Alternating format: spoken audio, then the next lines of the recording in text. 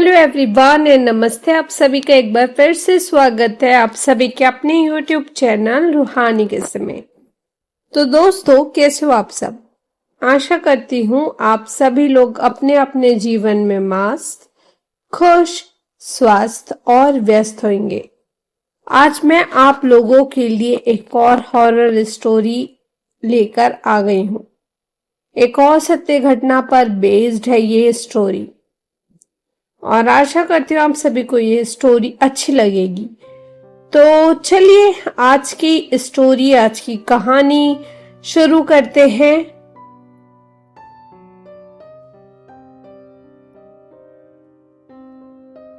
कहते हैं कुछ आत्माएं बदला लेने वापस आती है, लेकिन कुछ ऐसी भी होती है जो सिर्फ अपना अधूरा प्यार निभाने लौटती है।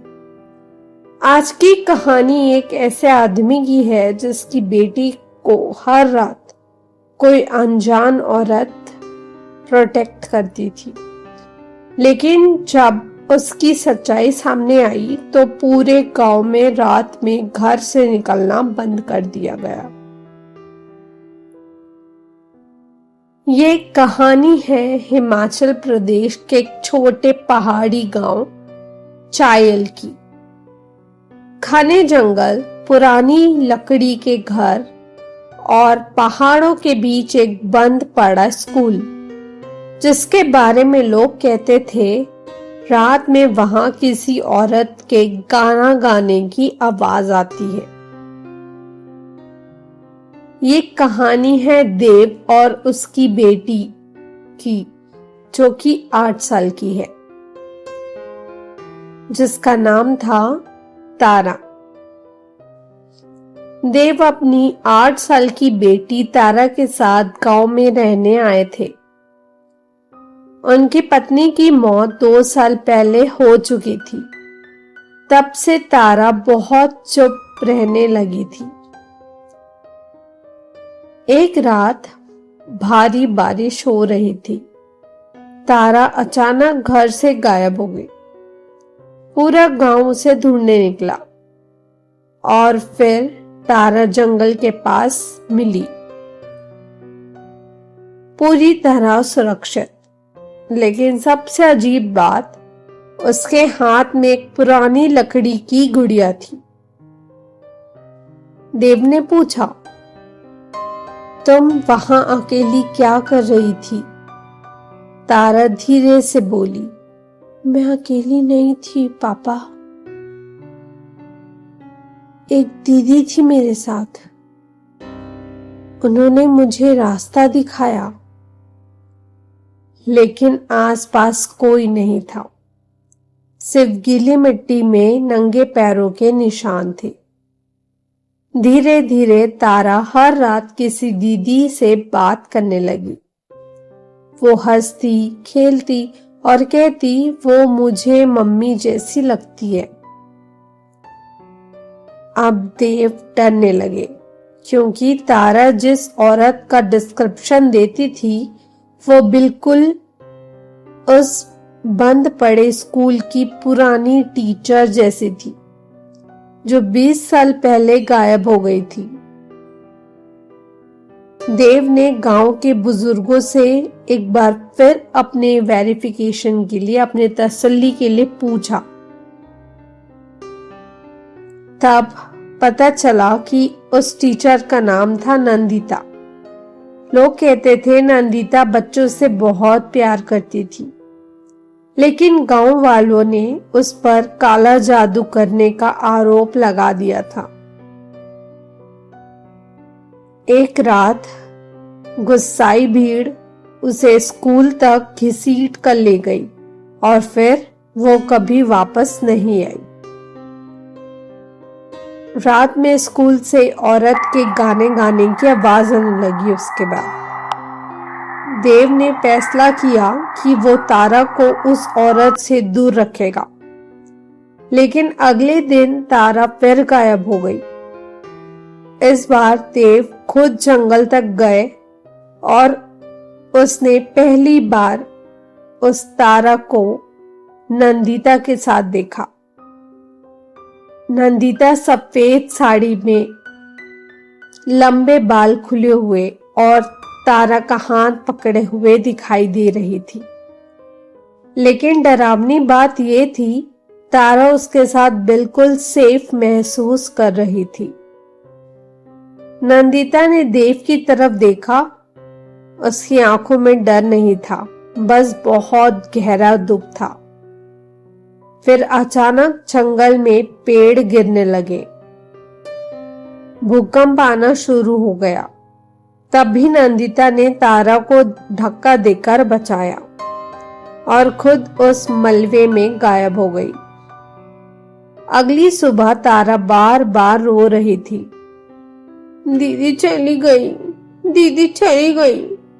लेकिन कहानी यहीं खत्म नहीं हुई। उस रात देव को पहली बार अपने घर में वही गाना सुनाई दिया। धीरे धीरे उसे सच पता चला, नंदिता बुरी नहीं थी। असल में वो गांव के बच्चों को बहुत प्यार करती थी और उन्हें प्रोटेक्ट करके रखती थी। लेकिन कुछ लोगों ने अपनी गलतियों को छुपाने के लिए उसे डायन घोषित कर दिया। असली विलन गांव का पुराना प्रधान था। उसने भीड़ को भड़काया था क्योंकि नंदिता को पता चल चुका था कि वो बच्चों की तस्करी करता था। अब देव समझ चुके थे कि नंदिता की आत्मा बदला नहीं, सच सामने लाना चाहती थी। देव और तारा उस पुराने स्कूल पहुंचे। रात को बारिश हो रही थी, टूटी खिड़कियां थी और वही गाने की आवाज आ रही थी। तभी पुराने प्रधान की आत्मा जैसे परछाई वहीं दिखाई दी, गुस्से से भरी हुई। लेकिन नंदिता फिर आई, इस बार पूरे रूप में। हवा तेज हो गई, स्कूल के दरवाजे अपने आप बंद हो गए और तारा डर कर देव से चिपक गई। लेकिन नंदिता ने सिर्फ एक बात कही, अब सच छुपेगा नहीं। अचानक स्कूल की दीवारें टूट गई और अंदर से पुराने सबूत मिले। बच्चों के बैग, कपड़े, पुरानी तस्वीरें। पूरा गांव सच जान गया था। जिस औरत को उन्होंने डायन समझा, वो असल में बच्चों की रक्षक थी। सुबह होने लगी। नंदिता तारा के पास आई, उसके सिर पर हाथ रखा और मुस्कुराई। तारा रोते हुए बोली, आप फिर नहीं आओगी ना? नंदिता धीरे से बोली, जब किसी बच्चों को मेरी जरूरत होगी मैं फिर लौटूंगी। और फिर वो धुएं की तरह सुबह की रोशनी में गायब हो गई। हर सफेद साड़ी वाली औरत चुड़ैल नहीं होती। ये कहानी मैं यहीं पे खत्म करती हूँ और आप सभी लोगों को ये बताना चाहती हूँ कि मैं आप लोगों से बोली थी कि मैं बहुत बिजी चल रही थी। मैं एक्चुअली ट्रैवल कर रही थी और इस बार मैं हिमाचल जा रही थी, तो रास्ते में मतलब को पैसेंजर मेरे जो थे वो हिमाचल से ही थे, बिलोंग करते थे। बातों बातों में उनको मैंने बताई कि मेरा यूट्यूब चैनल है और मैं हॉरर स्टोरी लाती हूँ और जो सत्य घटना पर आधारित होती है। तो उन्होंने मुझे ये स्टोरी सुनाई और मुझे काफी अच्छी लगी ये स्टोरी, तो मैंने सोची आप सभी के साथ शेयर किया जाए। तो चलिए आप सभी लोगों से फिर से मुलाकात होगी। मगर आपको ये स्टोरी अच्छी लगी और आपने अभी तक पूरी देखी हो तो प्लीज इस स्टोरी को एक लाइक करना मत भूलिएगा और जाते जाते मेरे चैनल को सब्सक्राइब भी कर दीजिए। और अगर आप लोगों के पास भी कोई स्टोरी, किस्से, कहानियां हैं जो सत्य घटना पर आधारित है और आप लोग चाहते हैं मैं अपने चैनल पर लेकर आऊं, अपनी आवाज पे नैरेट करूं, तो आप सभी लोग मुझे लिखकर भेज सकते हैं मेरे इंस्टाग्राम पे या फिर मेरे जीमेल पर। दोनों का ही लिंक मेरे यूट्यूब चैनल के डिस्क्रिप्शन में मेंशन है। तो चलिए आप सभी लोगों से फिर से मुलाकात होगी एक और किस्से के साथ, एक और कहानी लेकर। तब तक के लिए बाय बाय, टेक केयर, अपना खूब सारा ध्यान रखिए and thank you for watching.